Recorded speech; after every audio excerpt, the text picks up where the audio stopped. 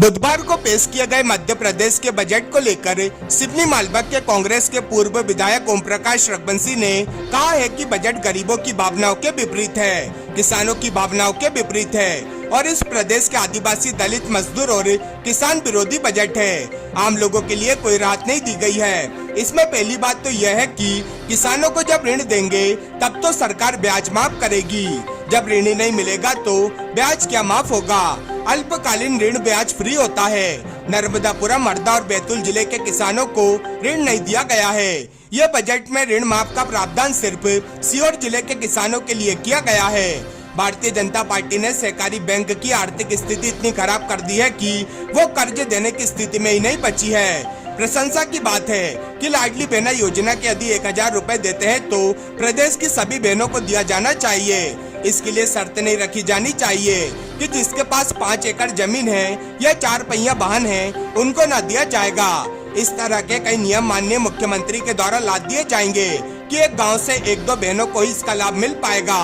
शिवराज के बयान पर पलटवार करते हुए पूर्व विधायक ओम प्रकाश रघुवंशी ने कहा है कि 2023 में 8 राज्यों में चुनाव है, उसके बाद केंद्र का चुनाव है। भारतीय जनता पार्टी घबराई हुई है और आज भी आप देखें तो भारतीय जनता पार्टी सरकार बनाने के लिए जोड़ तोड़ करती है, दूसरे दलों के लोगों की खरीद फरोख्त करती है।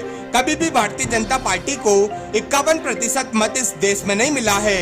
भारतीय जनता पार्टी को 30 से 40% मत मिला है, पर 40% के थर्ड क्लास लोग देश पर राज कर रहे हैं और 70 एवं 60% के लोग सत्ता से दूर हैं। बजट पारित किया गया, पेश हुआ है मध्य प्रदेश का, कैसे देखते हैं आप बजट को? ये बजट गरीबों की भावनाओं के विपरीत, किसानों की भावनाओं के विपरीत और इस प्रदेश के आदिवासी, दलित, मजदूर और किसान विरोधी बजट है और व्यापारियों के लिए कोई राहत नहीं दी गई इसमें। सरकार का कहना है कि जो डिफॉल्टर किसान है उनका ब्याज सरकार भरेगी, उनका कर्ज सरकार भरेगी। किसानों के लिए कह रहे हैं कि बहुत बड़ा अच्छा बजट है। पहली बात तो यह है किसानों को कर्जा देंगे तभी तो उसका ब्याज का भुगतान सरकार करेगी। मैंने पिछले हफ्ते ही यहाँ पर अपने सिवनी मालवा में मुख्यमंत्री जी के नाम पे ज्ञापन दिया है कि हमारे किसानों को अल्पकालीन ऋण दिया जाए और वो 6 महीने का होता है और वो ब्याज फ्री होता है, वो ऋण नहीं दिया। दीर्घकालीन ऋण दिया जाए, जब दीर्घकालीन ऋण देंगे तब तो सरकार ब्याज भरेगी। तो होशंगाबाद जिले में, नर्मदापुरम जिले में और हरदा जिले में यहाँ पर किसानों को ऋण नहीं दिया। ये सिर्फ ब्याज चुकाने के लिए सीहोर जिले के किसानों के ब्याज चुकाने के लिए बजट में प्रावधान किया। बाकी मध्य प्रदेश में सहकारी संस्थाओं की, सहकारी बैंकों की आर्थिक स्थिति इतनी खराब कर दी है भारतीय जनता पार्टी की सरकार ने पिछले 20 सालों में कि वो कर्ज देने की स्थिति में नहीं बची। लाडली बहना योजना की बहुत चर्चा हो रही है। उन्होंने बजट में ये भी कहा है कि जो लड़कियां 12वीं पास हो जाएंगी उनको ये स्कूटी दी जाएगी। बहुत अच्छी प्रसन्नता की बात है। लाडली बहना योजना के अगर 1000 रुपए महीना देते हैं तो उसमें हमारे प्रदेश की सभी बहनों को मिलना चाहिए। उसमें कोई शर्त लागू नहीं होना चाहिए कि किसी के पास 4 पहिया वाहन है तो नहीं देंगे, 2 पहिया वाहन है तो नहीं देंगे, या उसके पास 5 एकड़ से ज्यादा खेती है तो उसको नहीं देंगे। इतने सारे प्रावधान अभी माननीय मुख्यमंत्री जी उस लाडली बहना योजना में करेंगे कि गिनी चुनी महिलाओं को एक गांव में ये राशि मिल पाएगी, बाकी सब इस राशि से वंचित रह जाएंगी महिलाएं। तीर्थ दर्शन की बात करें, उनका कहना है कि हेलीकॉप्टर से तीर्थ यात्रा कराई जाएगी, महाकाल लोक की तर्ज पर मंदिर बनाया जाएगा सलकनपुर का। मंदिर की भव्यता होना चाहिए, मंदिर सुंदर बनना चाहिए और धार्मिक आस्था खराब ना हो, ऐसे मंदिर बनना चाहिए। लेकिन हवाई जहाज से ले जाओ या गाड़ी से ले जाओ, पहले तो वह कानून व्यवस्था की ऐसी स्थिति नहीं बन पाती है।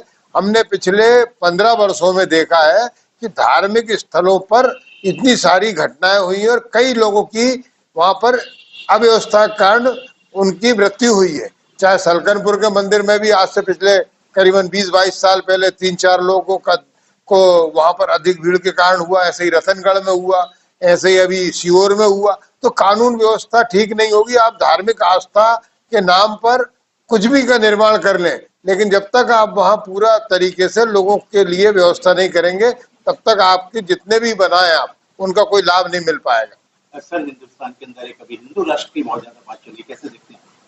नहीं, हिंदू राष्ट्र की बात जहाँ तक है तो ये दुनिया ग्लोबल, हमारे प्रधानमंत्री जी कहते हैं दुनिया में सब एक हैं, वसुधैव कुटुंबकम। तो पूरी दुनिया में धर्म, जाति, वर्ग के आधार पर राजनीति या कोई व्यवस्था नहीं होना चाहिए। सब मानव शरीर है, सबके पास वही शरीर है जो किसी भी जाति धर्म के पास हो। महिला पुरुष सभी समान बने हुए हैं। आपकी आस्था का विषय अलग हो सकता है। हम जानते हैं कई हिंदू मजार पे भी जाते हैं, कई मुस्लिम नौ दुर्गा का व्रत भी रखते हैं, और कई क्रिश्चियन अपने चर्च के अलावा भी कई पीर पैगंबरों के पास जाते हैं। तो ये धर्म आदमी की स्वतंत्रता का विषय है। धर्म अपने स्वयं के रूप में मनाया जाने वाला विषय। धर्म कोई किसी के द्वारा थोपा नहीं जाता है।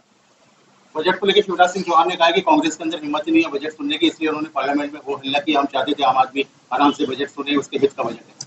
प्रश्न इस बात का है, हिंदुस्तान के किसानों के ऊपर कृषि से आधारित जितने भी उपकरण हैं उन पर जीएसटी 27% लग रहा है।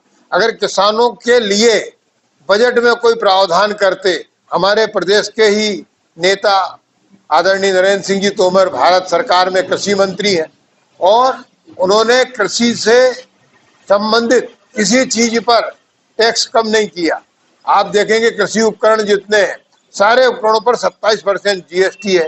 ट्रैक्टर पर टैक्स अलग 27-30% है। जो टैक्स की मामला है, ये टैक्स इतना ज्यादा लगाया हुआ है कि कृषि जो लाभ का धंधा बनाने वाली थी वो घाटे का धंधा बनती जा रही है।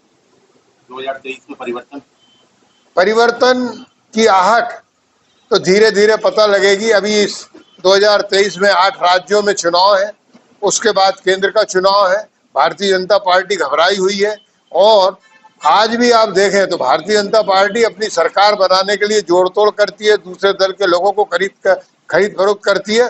कभी भी भारतीय जनता पार्टी को 51% मत इस देश में नहीं मिला है। भारतीय जनता पार्टी को 30 से लेकर 40% मत मिला है।